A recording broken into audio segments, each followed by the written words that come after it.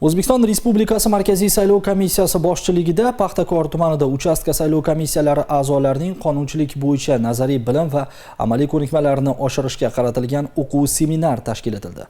Dastlabki lavhamiz ayni mavzuda bo'ladi.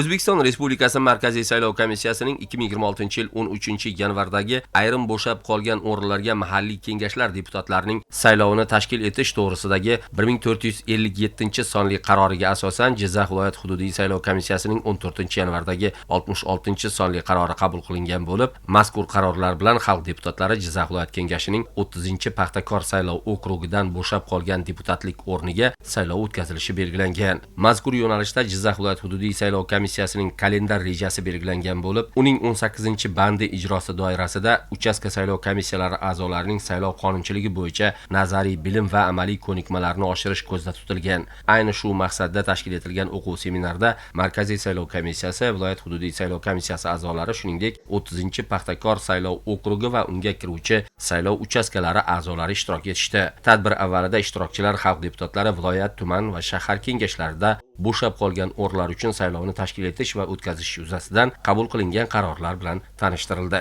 Shundan so'ng Markaziy saylov komissiyasi tomonidan joriy yilning 15-fevral kuni bo'lib o'tadigan saylovga tayyorgarlik ko'rish ishlari, bu boradagi tashkiliy vazifalar va saylov jarayonini adolatli tashkil etish prinsiplari haqida atroflicha ma'lumotlar berildi.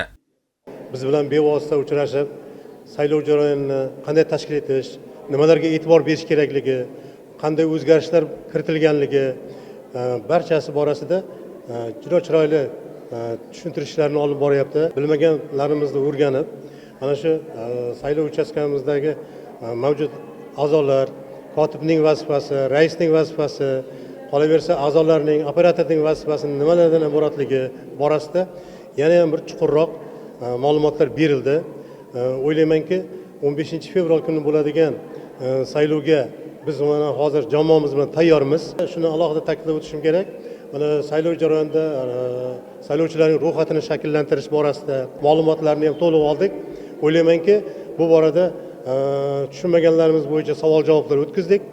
Seminarda saylovchilar ro'yxatini shakllantirish, uni uchastka kesimida taqsimlash hamda fuqarolar uchun ro'yxat bilan tanishish imkoniyatlarini yaratish tartibi borasida qonunchilik normalari yuzasidan ham atroflicha ma'lumot berildi. Seminar ishtirokchilari o'zlarini qiziqtirgan savollarga atroflicha javob olishdi. Shuningdek, 30-Paxtakor saylov okrugi a'zolarining olgan nazariy bilimlari qay darajada ovoz berish kunida samara berishi tashkillashtirilgan ko'rgazmali amaliy mashg'ulotlar orqali yana bir bor sinovdan o'tkazildi.